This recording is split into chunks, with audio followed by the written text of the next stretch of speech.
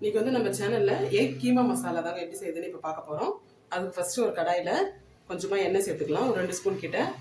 First முட்டையை வந்து நம்ம பொடி வாஷ் பண்ணி எடுத்துக்கலாம்.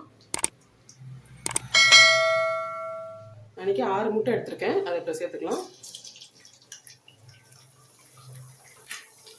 இப்போ இதில் கொஞ்சமாக சால்ட்டு பெப்பர் சேர்த்துக்கலாம்.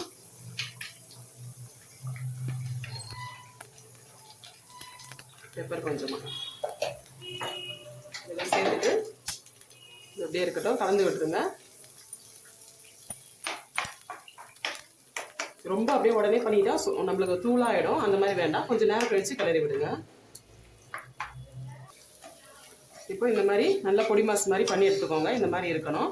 இப்போ ஒரு பவுலில் வச்சுக்கலாம், தனியாக ட்ரான்ஸ்ஃபர் பண்ணிக்கலாம்.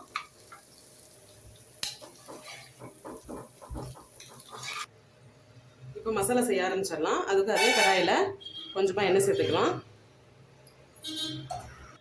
இப்போ எண்ணெய் காய்ச்சதும் மீடியமாக இருக்கிற வெங்காயம், பெரிய வெங்காயம் வந்து 2 பொடிசாக நறுக்கி வச்சுருக்கேன். அது கூட ஒரு கொத்து கருவேப்பிலையும் கிள்ளி வச்சுருக்கேன், இதை வச்சு சேர்த்துக்கலாம்.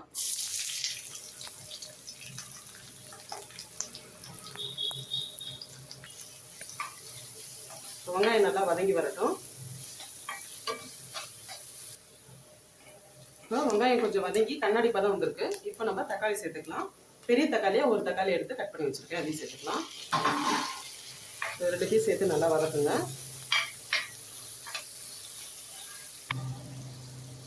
இப்போ இது கூடவே தேவையான உப்பு சேர்த்துக்கலாம்.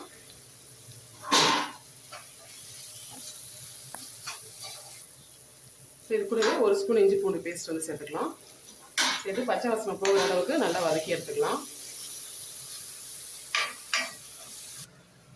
இப்போ இதெல்லாம் நல்லா வதங்கினோடனே மசாலாலாம் இப்போ ஆட் பண்ணிக்கலாம். ஸ்டவ் வந்து கொஞ்சம் குறைச்சி வச்சுருங்க, இல்லாட்டி கரிஞ்சிரும்.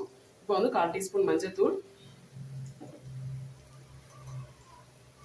1/2 ஸ்பூன் தனி மிளகாய் தூள், 1/2 ஸ்பூன் தனியாத்தூள், பெப்பர் வந்துட்டு ஒரு 1/4 டீஸ்பூன் சேர்த்துக்கிறேன். இது கூடவே 1/2 ஸ்பூன் வந்துட்டு கரம் மசாலா, இதெல்லாம் சேர்த்துட்டு நல்லா இந்த எண்ணெயிலே வதக்கிடுங்க.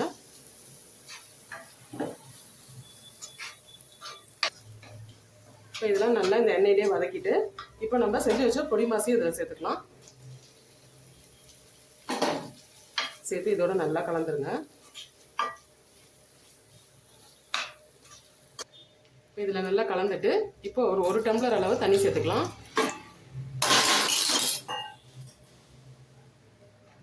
சேர்த்து இதை நல்லா கலந்துருங்க. இப்போ இது நல்லா கொதிச்சு நம்ம கிரேவி பக்குவத்துக்கு வர வரைக்கும் நம்ம இதை வேக விடணும். அவ்வளோதான், தண்ணியெல்லாம் சுண்டி நம்மளுக்கு நல்லா கிரேவியாட்டம் வந்துருச்சு. அவ்வளோதாங்க, நம்மளுக்கு இப்போ சூப்பரான ஒரு எக் கீமா மசாலா வந்து ரெடி ஆகிடுச்சு. இதே மாதிரி நீங்களும் ட்ரை பண்ணி பாருங்கள், எப்படின்னு சொல்லி கமெண்ட்டில் சொல்லுங்கள்.